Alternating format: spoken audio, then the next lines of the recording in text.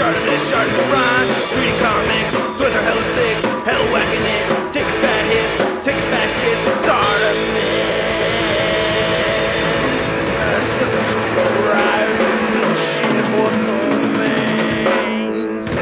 nice and chanchichas. Hey, what's up you guys? ShartimusPrime here, doing another Marvel Legends figure review set on the Marvel Legends San Diego Comic-Con 2016 exclusive, the Raft. You can see all 5 characters right over here. We have Abomination, Enchantress, Dread Knight, Spidey, wall crawling over there. Then we have Purple Man and Sandman. Lift all the way up and you can see all the figures inside, and then reattach the Velcro on those side pieces right there. And I think that's really cool how we could see Electro, Eel, and Hobgoblin up at the top over there, and then there's all the figures inside. I think that is really cool. And then you can just detach this and then swing it right back down over there.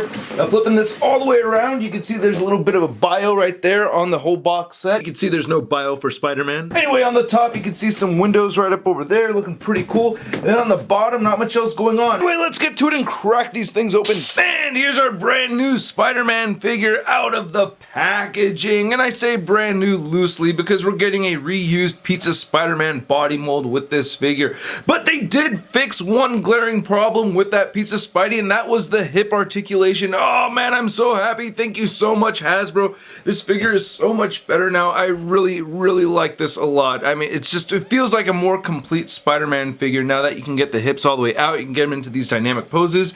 We also got a new head sculpt, which I'm very happy with. I don't know exactly which artist interpretation they're going with over here with it, but I don't know. We'll figure it out. Anyway, let's take a closer look at this figure. So after several Google searches, I've come to the conclusion that they are basing this head sculpt off of McFarlane's Spider-Man. I really think it's based off of McFarlane's Spidey over Mark Bagley or J. Scott Campbell, mostly because of the little points of the white section of the eyes right there. That's a pretty unique trait to McFarlane's Spider-Man. Now, not every single McFarlane Spidey has those, but definitely they appear a lot more in McFarlane's Spider-Man drawings than anywhere else, and the eyes are really big. Comparing it to the Pizza Spider-Man, you can see how much bigger they are right there, so that's a pretty good comparison. Yeah, they're really going for the big eyes.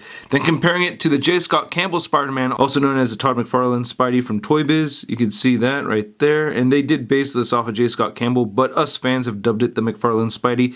I believe this is our new official McFarlane Spider-Man. So anyway, looking at the rest of this, the deco came out looking very good. I like the deco on this figure.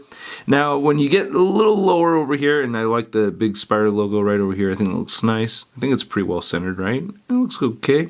We get this darker blue color going right over here. You'll notice a slight difference in the color red right over here between, you know, the butterfly joints and the shoulders compared to the torso. You get some paint chipping on the inside of that armpit joint right there. That bothers me some, but yeah, I wish most of it was more matted like this because I do like the matted look. I like how it absorbs the light more. This paint right here definitely reflects the light a lot. So, and that was very noticeable on the Pizza Spidey, but a little bit different right over here on this newer McFarlane Spider-Man. Again, I really like the darker blue over here. I think it looks really nice. I wish we could have gotten some paint on the joints right over there. Unfortunately, it's not there. Now, as far as the hands go, he doesn't come with interchangeable hands, and that's the biggest letdown for this figure. I really wish he had interchangeable hands, especially because they changed the pegs on this. As we pop this out right over here, you can see that's how the peg looks. And then the Pizza Spider-Man hand has this kind of peg. So when you're trying to put like a wall crawling hand in here that would fit normally, it does not, and that really bugs the hell out of me. Now, if you wanted to use the Peter Parker Ultimate Spider-Man hands, that will work just fine. The problem is that the hands are just a little small, and you can see some gappage right over here, and it's kind of annoying. And on the other side, we get a fisted hand over here, so you're really able to just get him into that one pose, really. So yeah, I really wish he came with interchangeable hands, but the fact that this is a new sculpt, or a different sculpt from the Pizza Spidey, goes to show that they're probably going to re-release this in a future wave, and he might come with interchangeable hands. I really hope he does. And you're just looking at the legs. Again, I really like this blue color. Same sculpt as we'd seen before.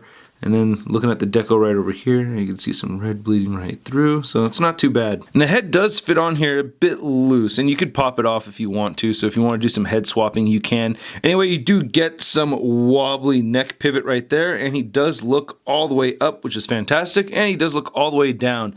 And of course, you get the side-to-side movement. He has the butterfly joints, as we had already explained. He has shoulders that move outward that far. You can rotate them forward. He has a bicep swivel, double jointed elbows, wrist moves side to to side, hinge up and down, great ab crunch moving forward and back, waist swivel, and then here we get to the part with the hip joints. Oh my goodness, I'm so happy with that. They move outward so much more than the Pizza Spidey, and it's kind of a funny pose, but yeah, there's a significant difference right here. This leg keeps falling just because of gravity, so it's a little bit loose, but as I hold that leg up, you could really see the difference. So I'm pleased with that. The leg moves all the way forward, and it moves back. You get an upper thigh cut, double jointed knees, ankles move down, they move up really well, and he has ankle pivot. One thing I also didn't mention is for me getting him into some dynamic poses, I have cut up the plastic a little bit over here.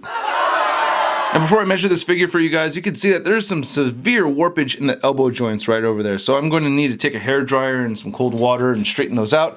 Anyway, measuring this guy, you can see he's standing at 6.5 inches tall. And the arms are all fixed now. That didn't take too long, right? But anyway, comparing him to these other two Spider-Man, we have the Toy Biz McFarlane Spidey, and then we have the Pizza Spider-Man right over here. Yeah, this head definitely looks too big to me. I mean, compared to the Pizza Spidey and the other McFarlane Spidey. Then compare our new Spidey compared to some other recently released Spider-Man figures from Hasbro. We have our Civil War Tom Holland Spidey, then we have the Peter Parker Ultimate Spider-Man. All three of these are very good figures. Hasbro's been doing a great job with their Spider-Man figures. Spider-Man party, yeah! Has anyone seen my shield? And then here's our new Spider-Man compared to the other figures from this box set. I'm gonna say so far my favorite are the Enchantress and the Spider-Man. Then here's the new Spidey next to the Marvel Legends Big Time Letdown Spider-Man. Hey brother, hey brother. Hey, so you got some pretty good hip articulation over there, but can you do this?